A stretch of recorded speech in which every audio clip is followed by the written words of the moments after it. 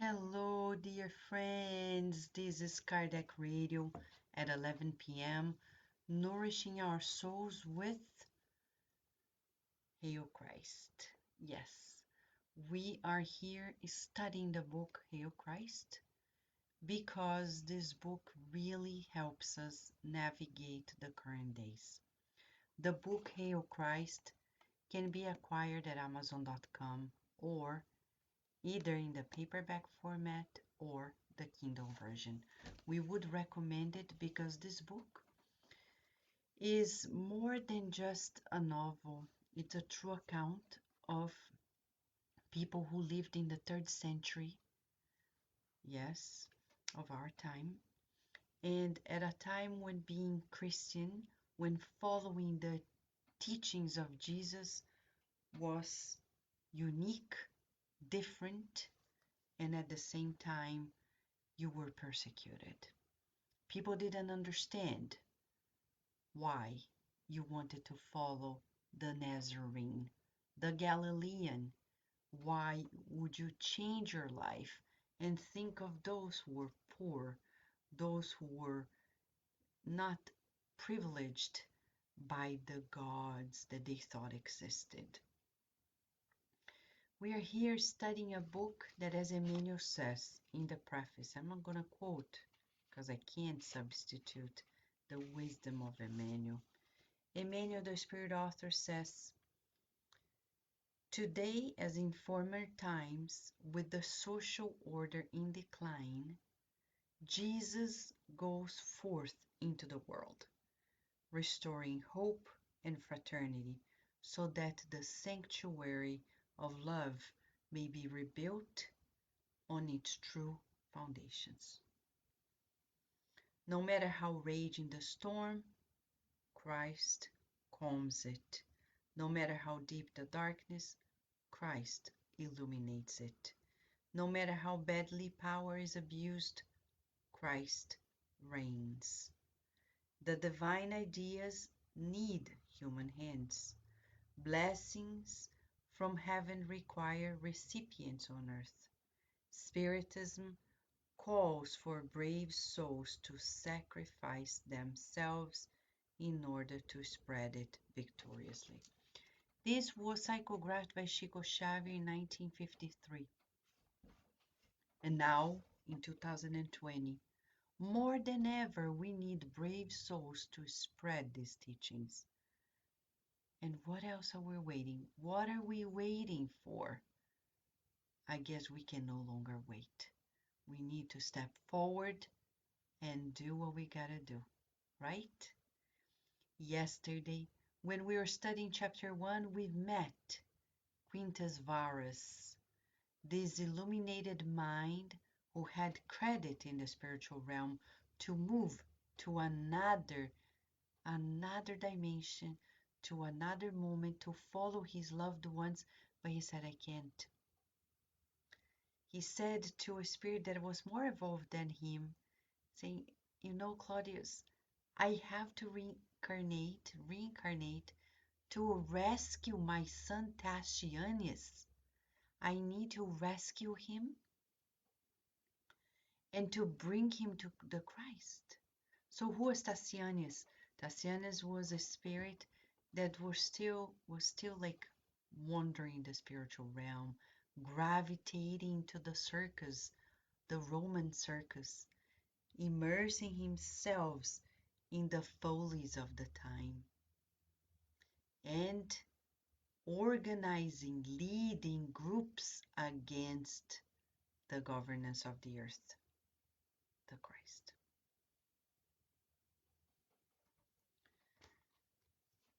Claudius, the spirit who is counseling Quintus Varus, he asks him, are you sure? He says, yes.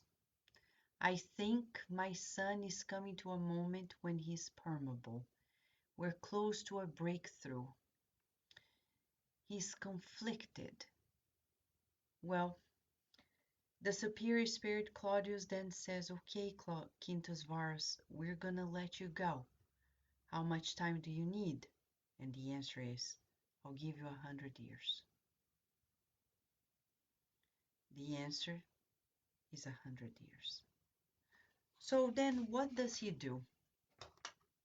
They are in the spiritual realm, in a spiritual city that is more evolved than the earth. In the splendid twilight, as the sun was setting over Ostia, we're talking about Rome, like a brazier, the solitary and pensive spirit of Quintus Varus came to Sestius Bridge, and lingered there watching the Tiber flow by as if he were being held by obsessive memories.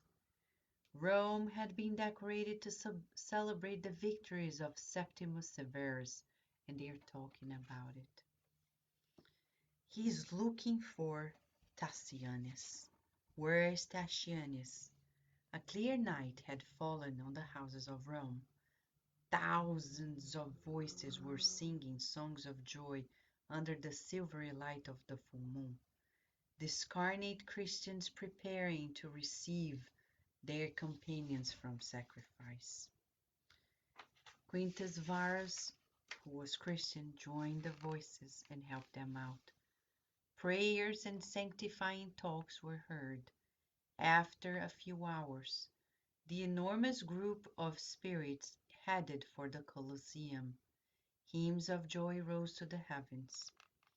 He describes the whole scenario, and he ran his gaze over the crowded grandstands until he finally stopped, with obvious signs of anguish, to focus on a loud group of rowdy spirits in frenzied drinking.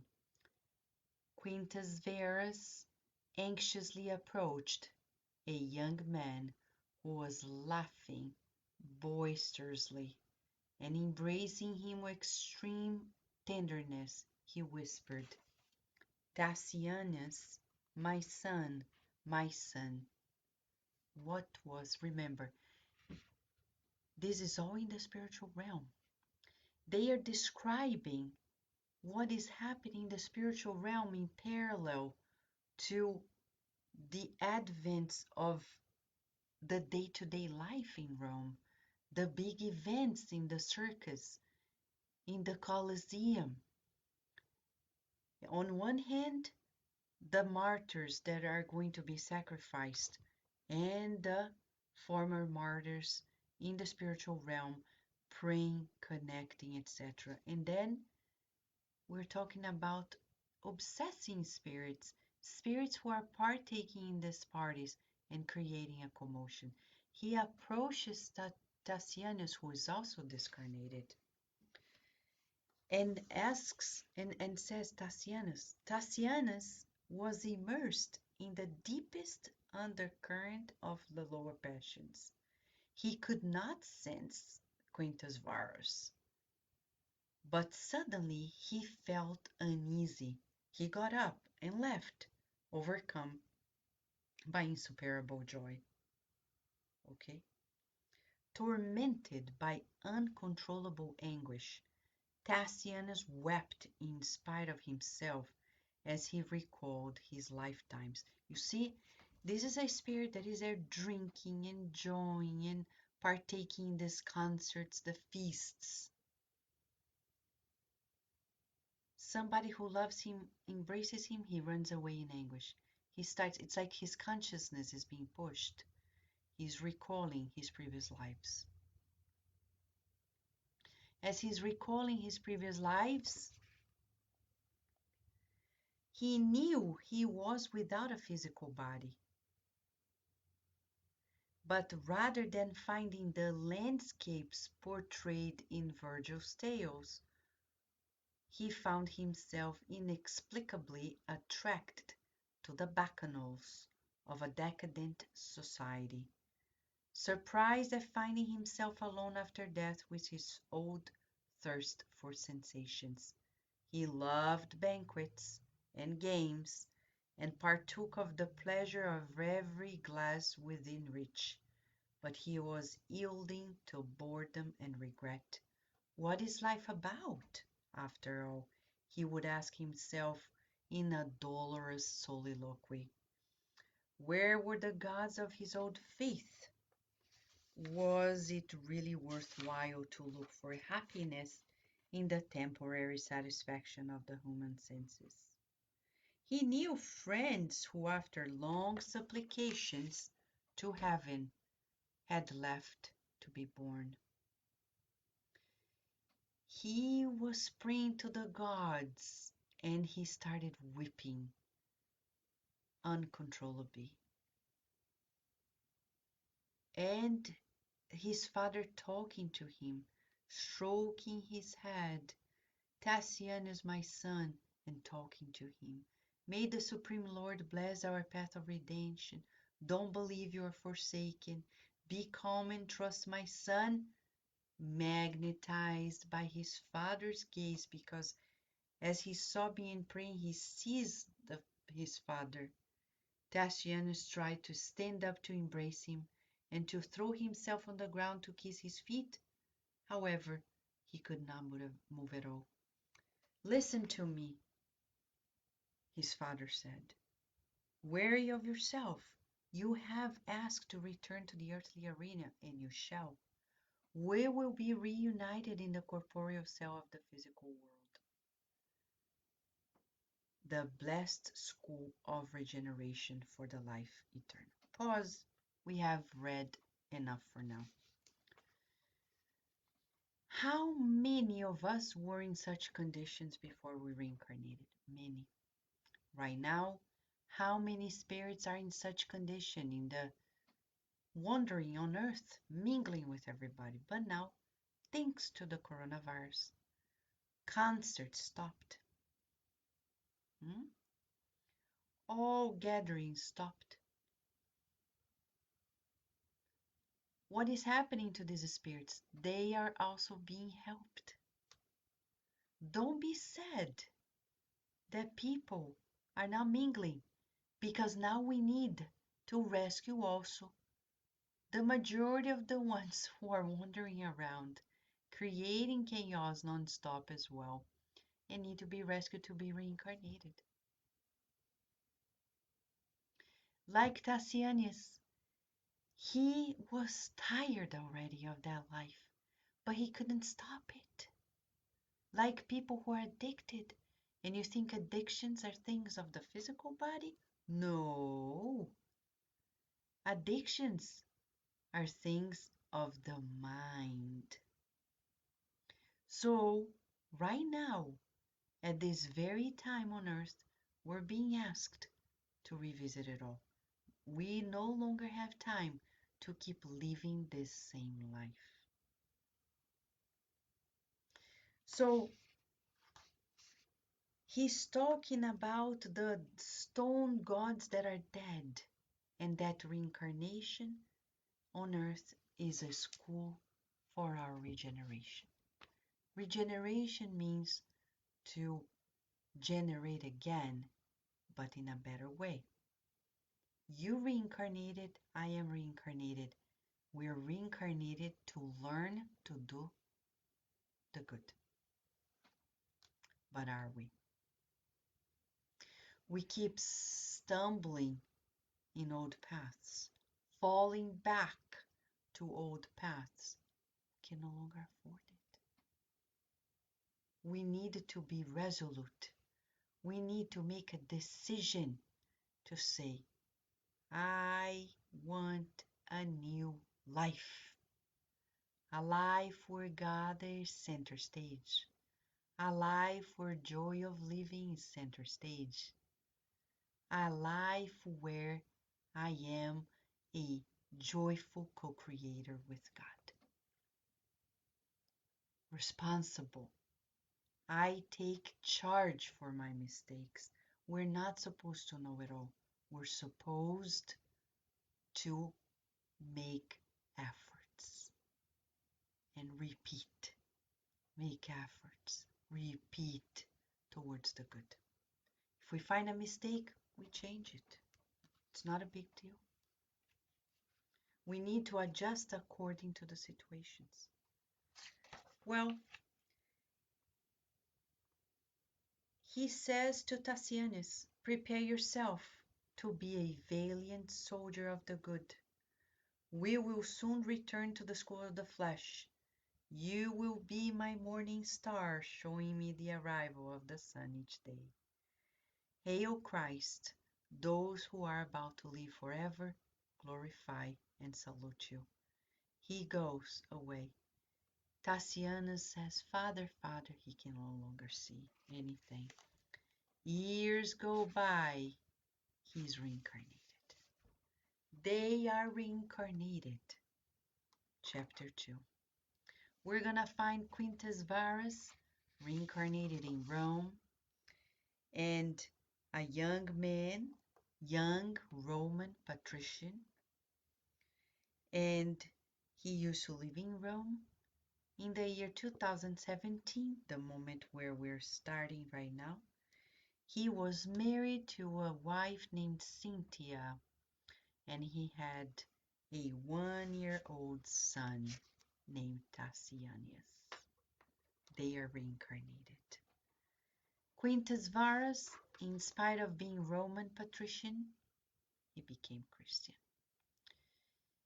He started attending the Christian meetings. His wife didn't understand him. Watch out. Observe this. Let's listen to this. We're living at a time in Rome where there's much corruption. They are talking about the Caracalla emperor who was abusing the system, taking the things from honest people, even the Romans, and persecuting the followers of Jesus. Quintus Varus himself came from a good family, though he was, in a way, dependent on his boss, who was his wife's cousin. Believe it or not. So he is there working. He's respected somewhat. He comes home. He sees his wife, but his wife is young and vain. She doesn't want anything to do with the teachings of the Christ. He's inviting his wife to come to a Christian meeting and says, I'm talking about listening to the talk by Appius Corvinus, an old preacher from Lyon, the very city where Kardec was incarnated. He is going to bid farewell to the Christians of Rome. In his youth, he was contemporary of Attalus of Pergamum, an admirable hero among the Gallic martyrs. Corvinus is over 70 years old, but according to general impressions, he has a youthful spirit. I'm reading this to you because you are grasping more of the mind of Quintus Varus, who wants depth, though he's young. His wife, what does she say? She just wants to enjoy life. Why should we concern ourselves with these men? Frankly, the one I went with you to the catacombs, I came back troubled and depressed. Is there any practical sense in such rumblings? Why expose ourselves to the dangers of an illegal cult just to support the ravings of imagination? And she kept on going, sarcastic and aggressive. Her husband was really saddened. And she keeps saying things in sarcastic tone, laughing. And then his wife, her husband, looks at him, Quintus Varus, and says, don't be silly. How could you possibly believe that I would neglect you? Because she's thinking that Christ is controlling Quintus Varus. Where is love if not in the sanctuary of the heart? I love you as much as I ever have. You are everything in my life. And what does his wife say? But what about the state of dependency we live in? Poverty is frightful. You're employed by Opilius, and we live in a house that he lets us use as a favor. Why don't you be like my cousin and take a risk in the business world so we too can have ships and slaves, palaces and villas? Aren't you ashamed of our lowly status? Pause. Pause. There are people who are like this nowadays. There are people who devote themselves, for example, to Spiritism. Their relatives, family members are going to say, why don't you work that hard to bring more goods to our house? More conditions, means and conditions for our children, for our family. Wow. Wow. Quintus Varus is facing in the year 200s what some of you may be facing today. I remember when relatives of mine came to me and said, you could make a fortune if you used everything that you're using to do things for your profession instead of doing it for free in Spiritism. Am I going to argue? No. Because they can't understand. We could use this hour to do things to make money, or many hours, on the behind the scenes of the preparations and other things. But is that the point of life? Accumulate riches?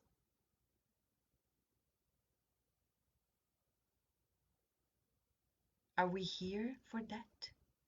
Because there are many people who are here for that.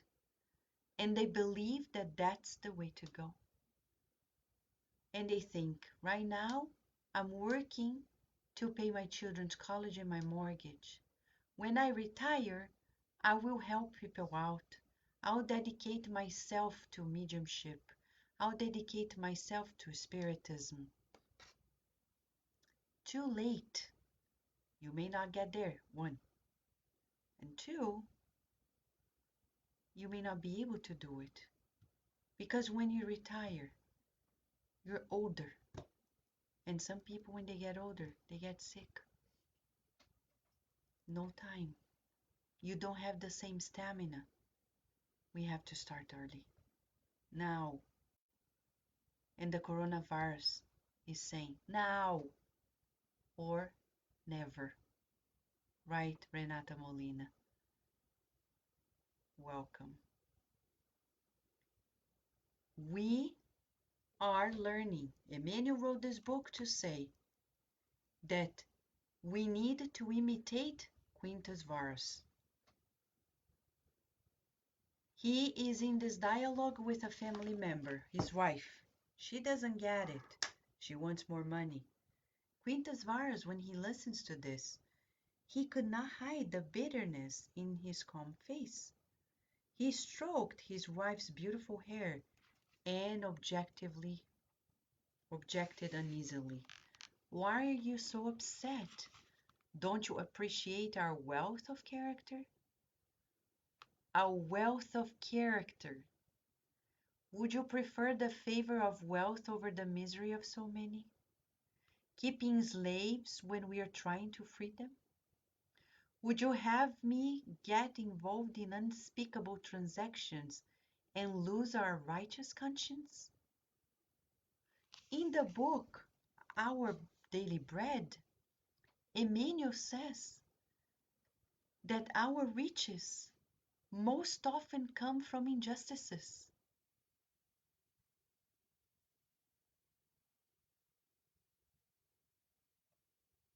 So we want to accumulate and then have Alzheimer to please forget everything. Because we're not going to put up with so much guilt later in our lives. No wonder when people get older, they can't trust people easily because they don't trust themselves either.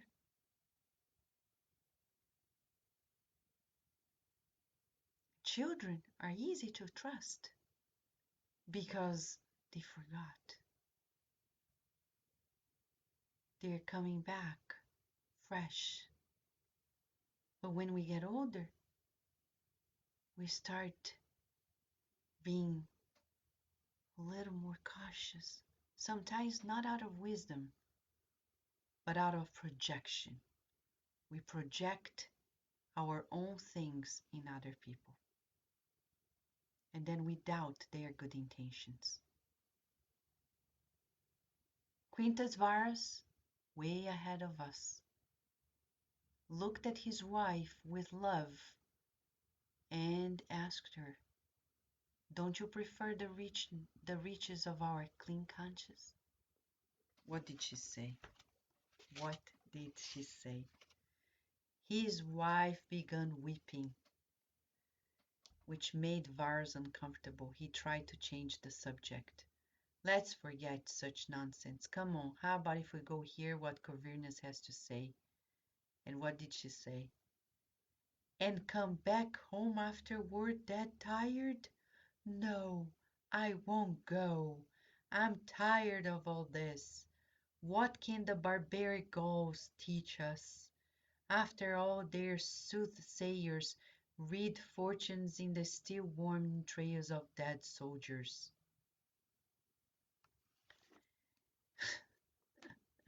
And I know people who would say the same. "I'm not gonna go to the Spiritist Center because I come back so tired." Great, the coronavirus now closed the center. Now we beg that the center is open. I'm so tired. Like Cynthia.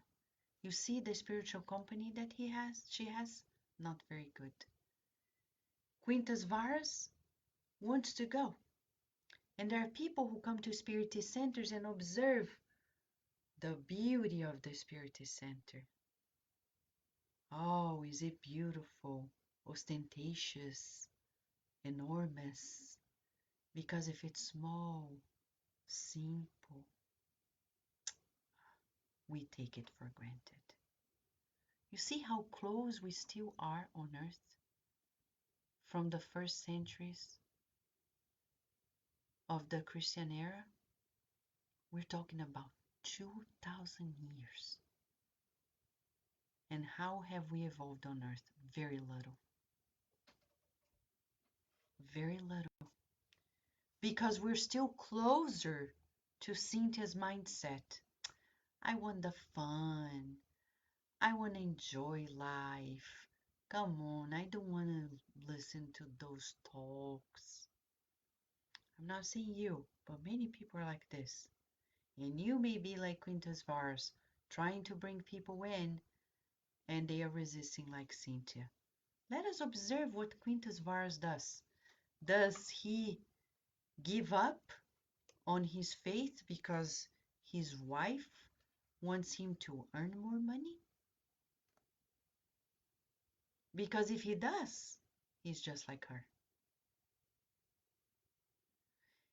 If I change my practice and my belief because of my husband, my wife, my daughter, my sister, my mom, my dad, my brother, my son, my conviction is not strong.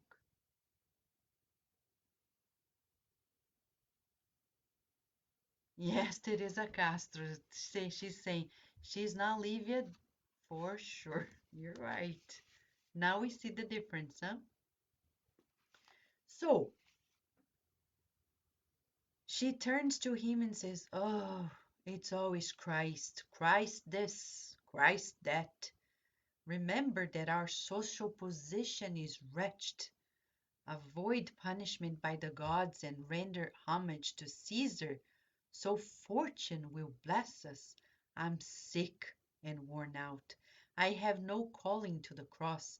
I detest the Nazarenes who wait for heaven amid arguments and lies." Wow. Tassianus looks at her with compassion. "Why do you keep talking about poverty? Isn't our little son a treasure in himself?"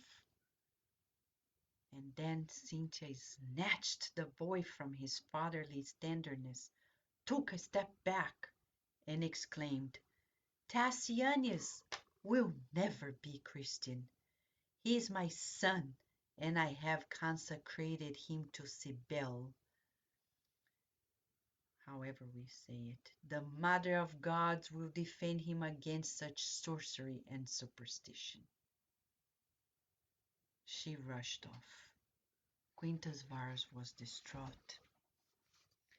He couldn't go back to his reading.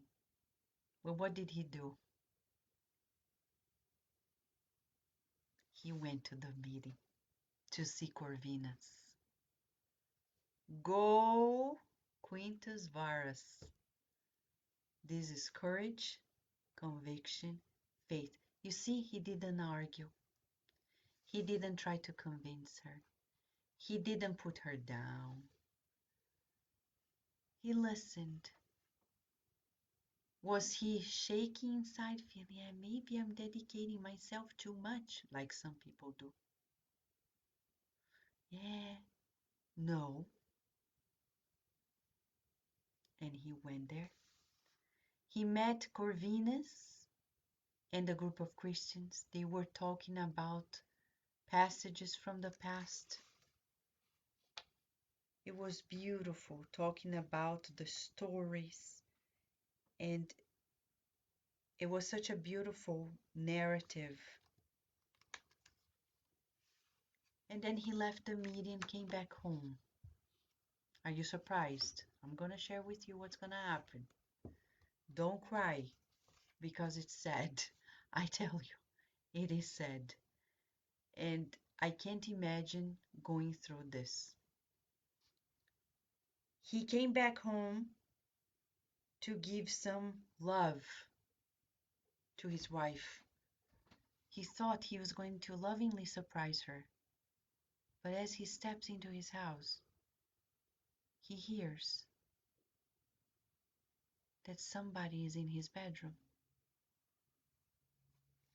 He observed that his boss, Opilius Veturius, is in his bedroom. His boss, who is his wife's cousin, he's in his bedroom. He's thinking, "Oh my gosh, I can't believe my wife is having a shameful affair. Maybe it's not."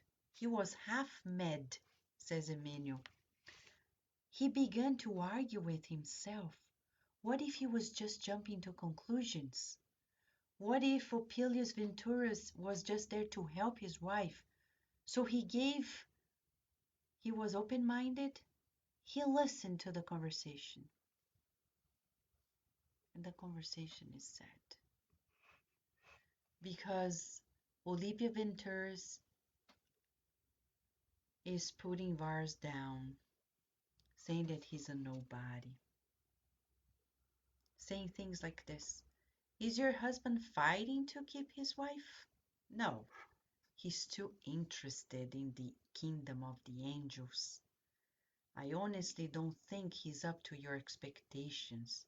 By Jupiter, all my acquaintances who have given in to the Nazarene mystification have given up on life. Instead of talking with you about our games, Varus will tell you about the paradise of the Jews, full of unclean patriarchs. And I can assure you that if you want to go on a happy outing, He will no doubt take you to some isolated cemetery and ask you to rejoice over rotting bodies. And you know I love you. You know good and well that I have loved you silently from the first moment I saw you, so young and beautiful. I would never have chosen Eleodora if serving Caesar hadn't kept me in Achaia for so long. When I met you, when you're being courted by Varus, my heart was in torment. I did everything for your happiness. I inclined my wife's sympathies to your favor. And he was talking about it. So then she asks, what about my husband? Because he's asking her to be with him. He is a widower, he has 2 children, and he's saying, forget Varus and be with me. And she's saying, how? And Quintus Varus is listening, huh? Can you imagine? I plan to offer your husband the discharge of all his debts. In addition, I can support him in all other areas of imperial life.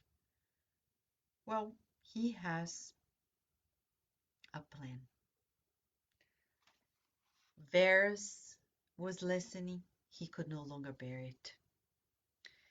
Feeling that an explosion of anguish was bursting his chest, he dragged himself down a nearby hallway, heading toward the room where his little son was resting with a slave.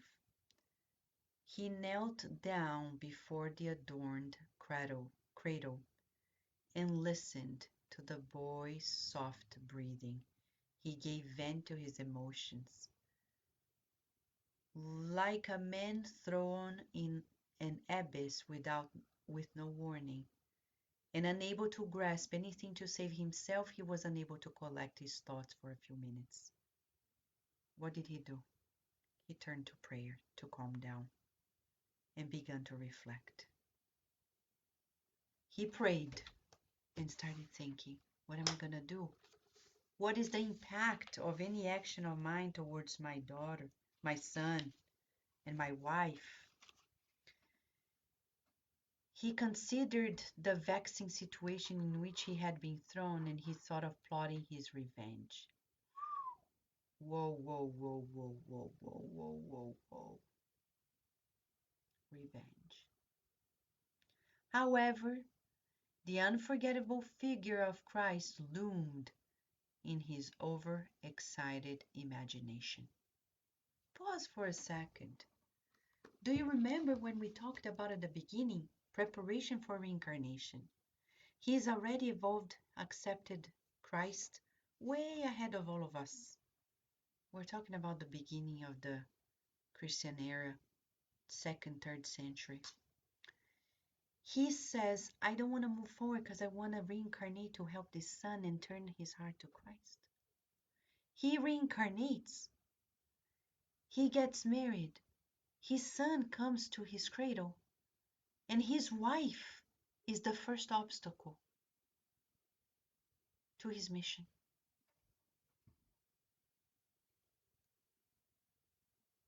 She's the first obstacle. What does he do? Does he avenge her betrayal? Remember, he's a man at his time. He could do much. What did he do? I'm saying because he had free reign, so many levels. However, the figure of the Christ came to his mind. How could he harmonize vengeance with the teachings of the good news?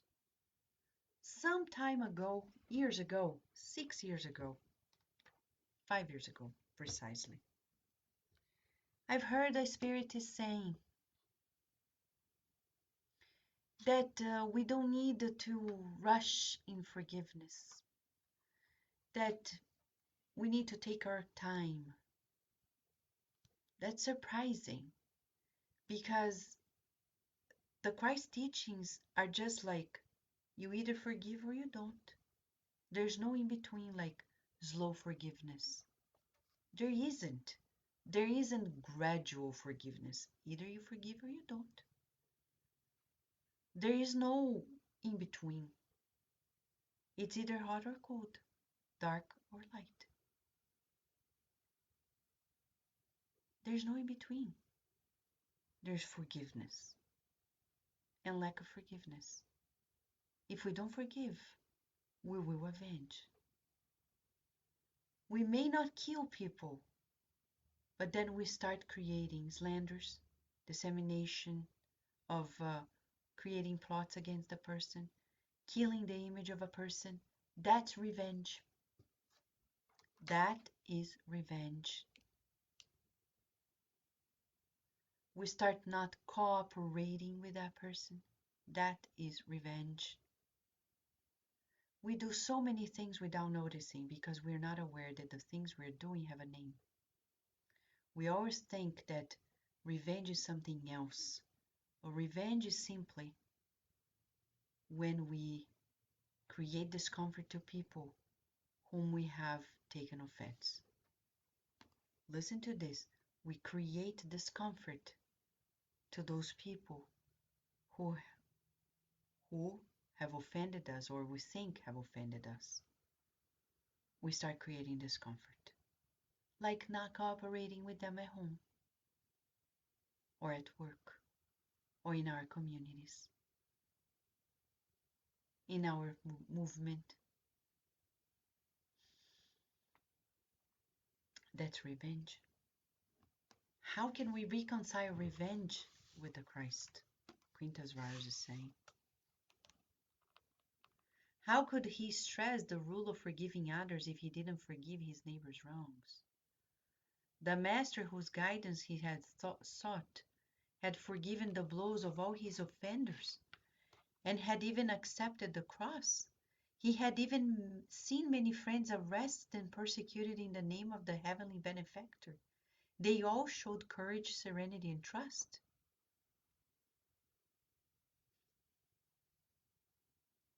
He was sobbing silently. What would Jesus have done if he had been a father? What would he hand? Would he hand over a defenseless child to a terrible wolf from the social forest without fighting back? Oh God, he sobbed inwardly. How can I fight a powerful man like Opilius Veturius,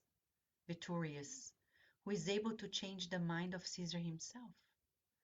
That the woman he loved would follow Opilius was a wound that the passage of time was sure to absorb within his soul, but how could he abandon his little son, his reason for living?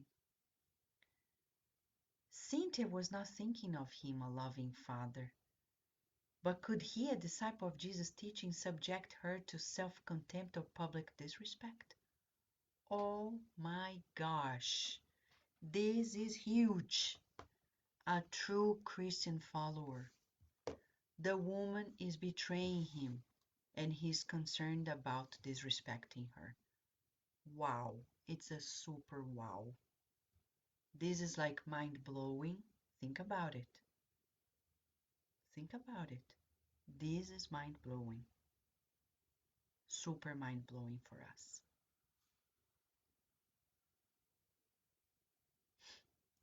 What I like about those dialogues that Emmanuel is describing is that they are so therapeutic. When he shows what Quintus Varus was thinking and feeling and praying, he's showing to us what a Christian mind thinks, the attitude. And that's the world of regeneration. He doesn't want to do what he used to do in previous lives. He wants to be anew. He doesn't want to avenge, he wants to forgive. If she disrespected him, it doesn't give him the right to disrespect her on his turn. As if supported by a strange, invisible force, he put the little one back in his crib. And after kissing him tenderly, he knelt over him and wept humbly, shedding copious tears, as if he were pouring the warm dew of his heart over the precious flower of his life. He went walking by the banks of the river Tiber and invoked the memory of those who suffered. He was feeling quite inspired. He came back home on the next day. He went on to be counseled by a man named Lysippus. He was overwhelmed. He wanted to talk to someone. He recalled Corvinus and went there to talk to the Christian friends. So, his first attitude when he's anguished, pray. Second, think. Third, get out and find help. But good help, huh? Don't talk to those people who are gonna say, yeah, you're right, revenge, kill, imprison. Tell the story on Facebook to everybody. Talk to the whole Spiritist community.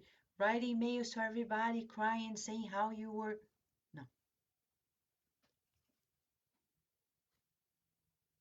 What does he do? He has what we call wonderful emotional management. Wow. He knows how she's feeling, he knows what he feels, and he knows the difference and is empowered to do what he needs to do. He's focused on his goal. Deep inside, he has a feeling he has duty towards his son, but he cannot disrespect the mother, his wife. After all, she needs to be respected. So he feels he's not enough to ponder it. He goes talk to somebody who is more, who has some ascendancy over his reasoning. Listen to the dialogue. Because they are saying here, Christianity at the time was not priestly rites. It was the river of light, faith, bathing souls, gathering hearts. Tears did not fall like drops of burning gold, but like pearls of love and gratitude. It was a joy to mingle among people who were mingling too, who were gathering together like us here. It's so joyful for us to be here. I can feel your thoughts. I can feel the connection we have at these moments. I can feel how we are together building this up. And that's what it felt at the time. Maybe people can't understand what we're doing here. And it's not a tenth close to what they lived, but somewhat. It's that feeling. How simple it is, how pure it is, and how we rejoice in seeing this. Maybe we talk to people like, oh, we're gonna talk about Christians who were murdered in the first centuries. Why do I care about that story? See? But you and I here, we know why. It's hard to explain. Because you can't explain. You have to come from your heart. It's from within, right? It's from within. That was how Christianity was at the time. It was close, together, was equal.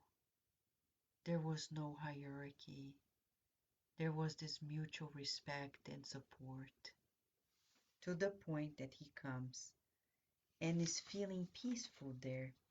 He's sitting down with this man.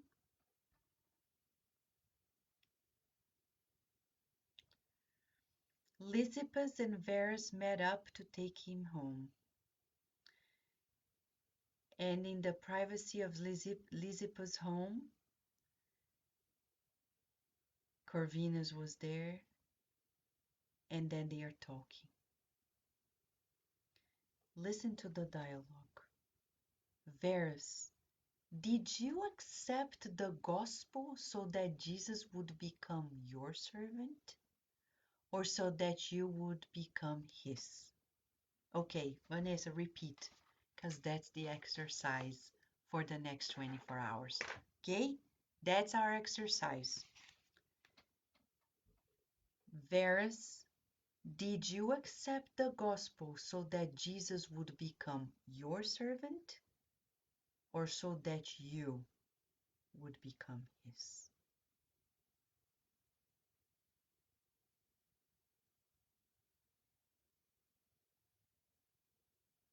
So, my son, let us think about Christ's plan and forget our own desires. We're going to stop here because that's the reflection we need to do for the next 24 hours. Have we accepted the good news to make Jesus our servant, or to work for Him? He's our governor. We can't fight against it anymore. There are people who are still fighting against it. They're like, I'm not gonna serve Jesus. Okay. So, wait. Life is gonna teach us. It's not serving the sense of being a slave, but respecting that He's here with a divine mission to lead our way in the co-creation with God. That's all it is. So the exercise in the next 24 hours is to meditate throughout the day. Have I accepted the good news of Jesus to have Jesus be my servant? Or for me to work with Him and be His servant? And if so, can I forget my desires and focus on the will of God? That's the exercise. The exercise that is now going to be focusing here for us. Okay? Let us now meditate on this. Meditate on how much we can synchronize our will to God's will. This time that we're living is asking us to change the course of events. We're being asked to turn it all around. Thank you, Raza. She's saying, one sage said, do not be the cause of your activities. It means do not act upon your desires, but upon Lord's desires. Thank you so much for sharing this. You see what we're talking about? The universal teachings. When we talk about the Christ teachings, we're going to talk about these universal teachings. So friends, we hope you have a beautiful day.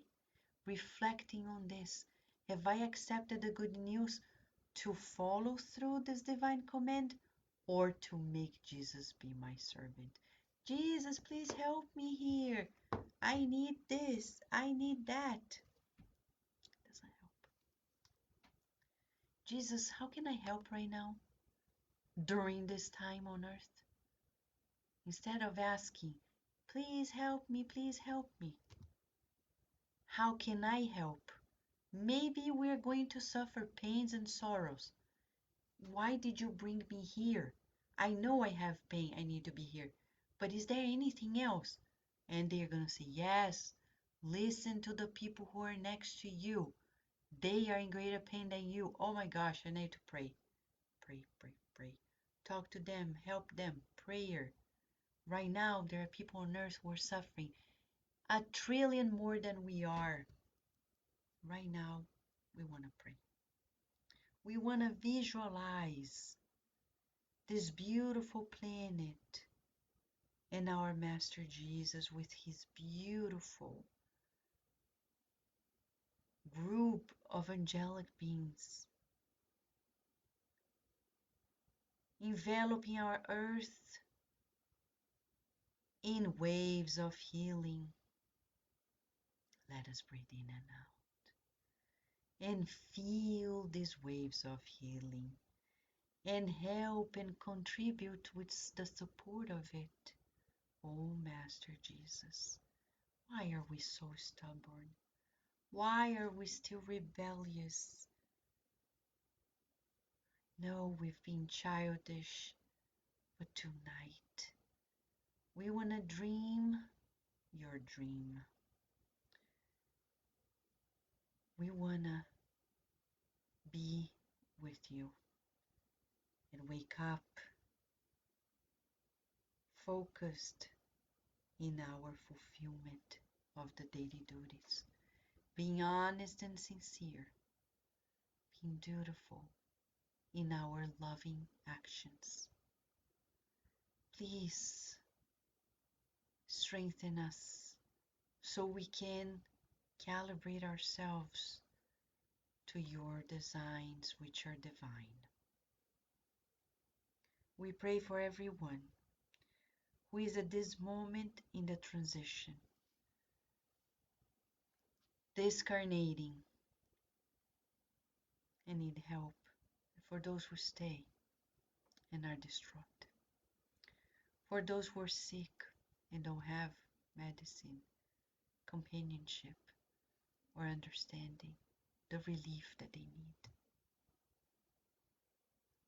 For the doctors and nurses that are all around the world trying to help, may you strengthen them.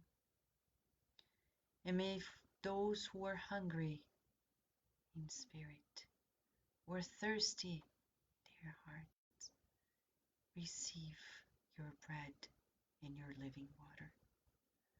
We thank you so much for moments like this, so precious, for the concession you give us, because we know that they don't come just because, but because they are part of your designs. Feeling our connection with you and one another in this intercontinental current of love, we say to you, dear Christ, hail Christ. May we be of good will on earth as it is in heaven, and so be it. Friends, the exercise, let us keep that in mind, okay? Rihanna is saying, how can I serve you, Lord? Or as John the Rose is saying, is Jesus frequently on our mind? Right, John? But not to request, but to serve. But to serve him. Okay, we're gonna think of Jesus not to request, but to offer our assistance, our help to be there in the works of the good. A super hug to you, and may we stay with these feelings of Hail Christ here at Kardec Radio, always nourishing our souls. Thank you, friends.